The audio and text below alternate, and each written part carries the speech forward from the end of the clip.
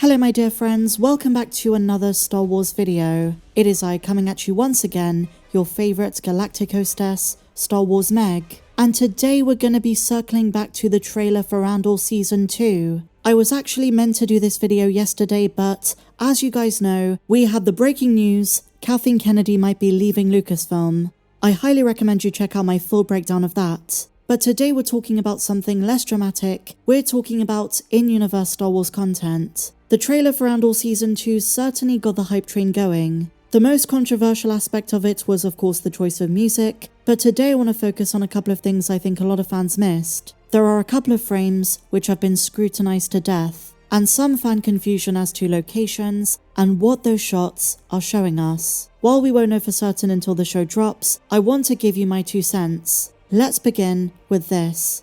The first time I saw this, I assumed we're looking at a different angle of Yavin base. I made such an assumption based on the fact Yavin 4 does appear earlier in the trailer, and it is going to be a focal location of Season 2. But what you're looking at here, my dear friends, is not Yavin. So, where is this? Well, there are 2 popular theories, and then I'll give you my take on it. Given the terrestrial and vervan nature of this planet, there are some saying this might be Dakar, best known for being the Resistance base, further down the timeline in The Force Awakens, and the early part of The Last Jedi. It does look very similar. And we know at some point during the Galactic Civil War, earlier in the timeline to the sequel trilogy, maybe during this show, Dakar was home to a Rebel Alliance base. Is this what we're looking at?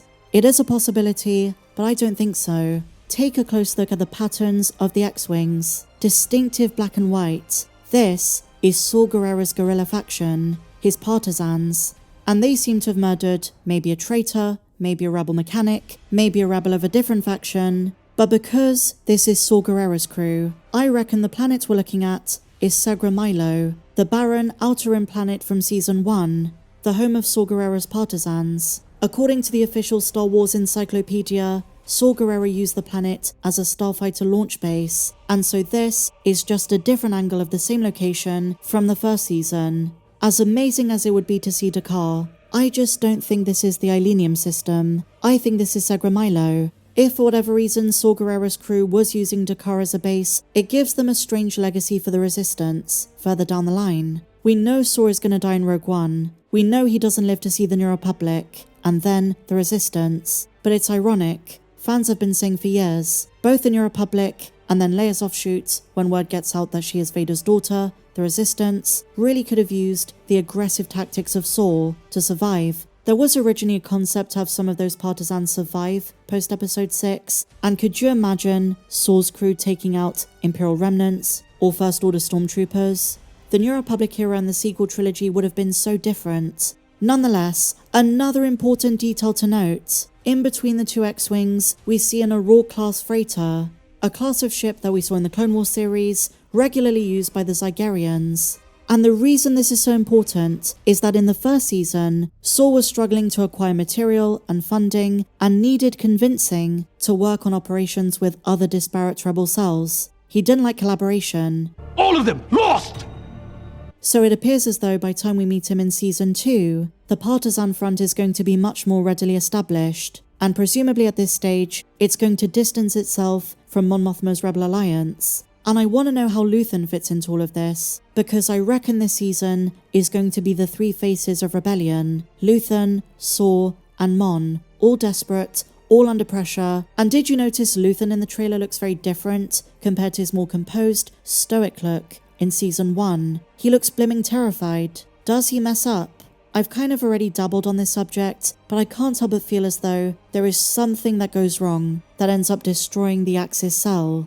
And on this point, another frame from the trailer which a lot of fans have overlooked is this one. Fans assumed this is Bix, but look very closely. This is Kleya Marki. What happened to her?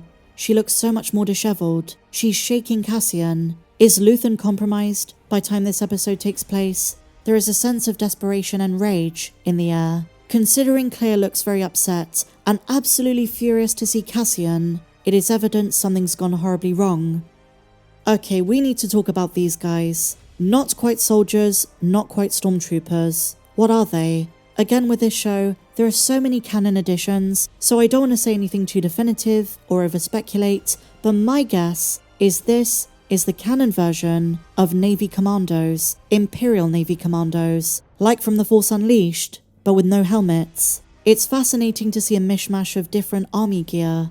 It has riot officer elements, white plastoid armor plating of stormtroopers, and they're also seen in the background of the Dedra shot, who by the way also looks very peeved off. And speaking of Dedra, there is one commando you should recognize. In the center, I spotted Hurt, Dedra's assistant. It took me a few rewatches to realize this was him, but this is 100% the same guy. Similar to the way I didn't realize this is Cinta. Now, as for the farmland location, I know it looks like Dantooine, but I'm not entirely convinced. The Empire really doesn't know about it till A New Hope, so why would there be stormtroopers there? But like I said in my breakdown, I think this is the location Andor sent Bix, the Gangi moon. Some say it might be Lothal from Star Wars Rebels and the Ahsoka show. Others have suggested it's the expanded universe location of Orron 3 from Han Solo at Star's End. This agricultural location is a very deep cut. I don't expect them to make such a link. Another aspect of the trailer I haven't seen being mentioned too often is that while most shots of Mon Mothma take place on Chandrila during her daughter's wedding, there are a couple on Coruscant, and even Krennic makes an appearance. But did you notice? In these shots, Mon Mothma is morphing into her look from Rogue One, and even Return of the Jedi. The shorter hair is an indication the declaration of the Rebel Alliance, her escape of Coruscant, is coming very soon. And we know from one of the merch leaks that Cassian is indeed the one who takes her off-world to rendezvous with the Ghost. He's part of that escape mission. Cassian will be on Coruscant. And speaking of Krennic, did you notice him looking out at the Death Star construction is an embodiment of what he says to Tarkin, "We stand here amidst my achievement." There might be some references and tie-ins to Catalyst, a Rogue One novel, and we're really going to get an inside look at the final years of the construction of the Death Star, and the sheer poetry that Cassian helped build his demise without him knowing it. And I have a question for you guys. Do you think there's going to be one standout episode? Because they're going in arcs, is there going to be one that gives Narkina 5, One Way Out, a run for its money? I'm sure there will be. Never underestimate the magic of Tony Gilroy. This is going to be such an exciting 4 weeks. And as always, my dear friends, I'll be breaking down every single episode. But that said, my dear friends, what did you make of the trailer? Check out my full breakdown and first reaction to it. And if you enjoyed this video, please be sure to give me a big fat thumbs up. Subscribe if you're new. Check me out on socials. The link to my Patreon is down below. And I'll see you in the next video. May the Force be with you, always.